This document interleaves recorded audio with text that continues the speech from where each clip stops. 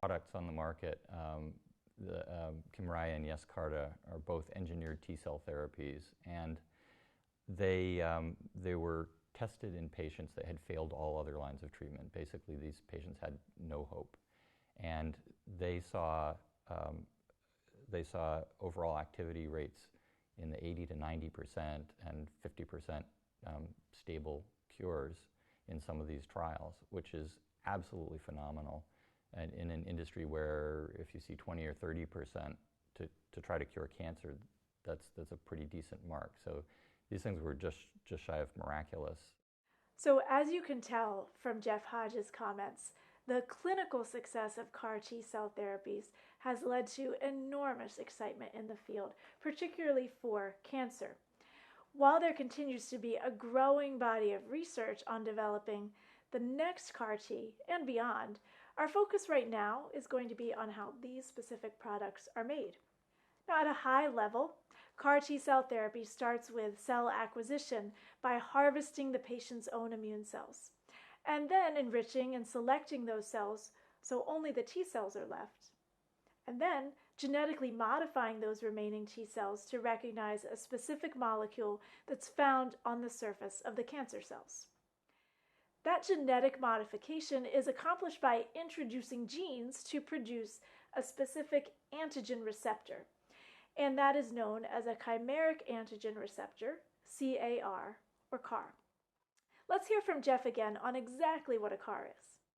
And it's a recombinant protein that has an outside binding domain that targets the cancer cells, and inside it's got T-cell co-stimulatory domains that encourage the T cells to proliferate and grow and recruit other T cells and kill the tumor cells. So essentially we're hot wiring the T cells to avoid all the downregulation and go back after the cancer target that they would have originally. After the cells are modified, they're expanded or proliferated or grown in cell culture. And then they're washed, typically to remove the unwanted medium components and also to put them in an appropriate solution for what we call final fill and finish. And depending on the final product, the cells may be frozen before they're shipped back to the clinic and reintroduced to the patient. That CAR T manufacturing process is therefore devoted to three broad goals. First, we need to isolate the T cells from the patient. Second, we need to engineer those T cells to have a new function to produce those CARs. And then third, we need to expand or proliferate or grow those CAR T cells into a therapeutically effective dosage.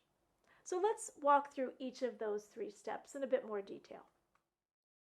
Conceptually, we often think of CAR T manufacturing as beginning at the clinic where the cells are acquired from the patient or the donor. And that process is known as leukapheresis. So immune cells are sorted out of the patient or the donor blood. And the product of leukapheresis includes approximately 1 billion cells. Most of those are immune cells, but there's a minor fraction of plasma and red blood cells. So that leukapheresis product, which often is called a leukopak, is then typically frozen and shipped to a manufacturing site. For autologous CAR T-cell products, the fact that the starting material is different for every single patient is definitely a key manufacturing challenge. We're starting with different patient cells each time. Some of them are younger, some of them are older, some of them have been through more treatments or fewer treatments, and they grow very differently from one patient to the next. In fact, we've seen with healthy donors that we do some of our research on, even from one blood draw to the next, they may behave very differently because maybe they had a little bit of a cold before one and they didn't before the other. So their immune system is in a different place. It's probably the biggest challenge of autologous cell therapy. Now, by comparison, allogeneic cell therapy products that are used to make a cell bank. This reduces variability and does make manufacturing more straightforward, but it has its own trade-offs. This leukopak contains many cells we don't actually want for this cell therapy product. So when it reaches the manufacturing site, we have to do further enrichment and selection of the cells so that we can obtain the T cells we're actually after. The first step in this is typically centrifugation, or spinning the cells down. And here what we do is we concentrate the cells and separate them first from the plasma, which is of a lower density than the cells, and discard the plasma. The remaining cells then have a slight difference in density themselves. In fact, it turns out that the red blood cells have a higher physical density than the immune cells, and so they will naturally spin down to the bottom of the tube, leaving us a thin layer of immune cells to collect for the next step. That process, not surprisingly, is called density gradient centrifugation.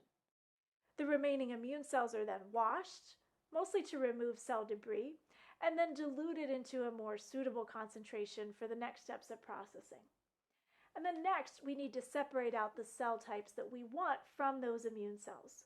So a common approach is to use magnetic beads, and those beads present a specific antibody for a surface receptor we know that just the T cells in that mixture have.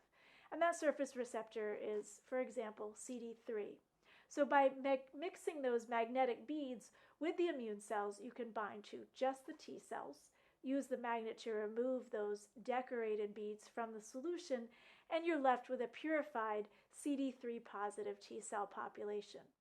Now keep in mind that's all of the T cells that presented CD3, so it will be a mixture of the CD4 positive helper cells as well as the CD8 positive cytotoxic cells.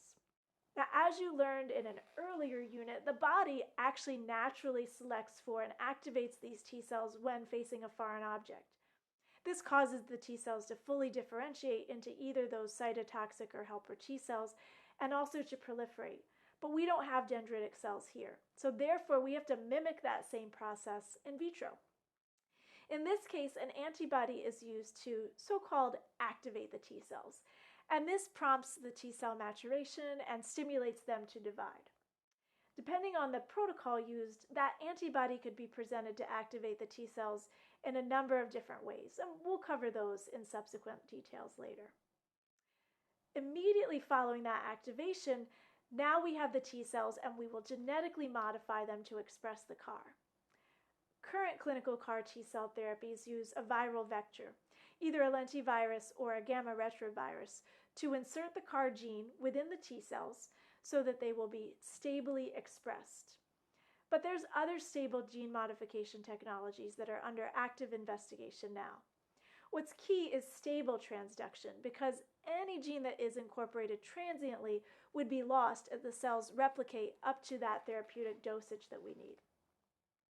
So over the next period of time, typically spanning 3 to 10 days, the T cells will be expanded or proliferated in cell culture. So here, depending on the scale of the culture, that cell expansion could occur in a variety of form factors. This could occur in culture flasks, or a wave bioreactor, or a Miltenyi Clinimax system, or other bioreactors that are under development. But the key is to get the cell number up to what you expect to need for your therapeutically effective dosage. Now, both the process and the product are monitored to ensure the final product quality. And if there's any indications that either the process or the product have a problem in that lot would be rejected, and the entire manufacturing process would need to start over. However, at the end of a successful manufacturing process, the CAR T cells are washed, and then they're put in an appropriate final buffer, often frozen and shipped back to the hospital, where they're then thawed and infused into the patient. Now, ideally, the CAR T cells will then replicate even further within the patient's body to not only destroy the cancer, but also to persist for years and provide an immune surveillance. We'll learn more about each of these manufacturing steps in later units of the course. But next, let's learn about the steps of a slightly different cell therapy product, MACI.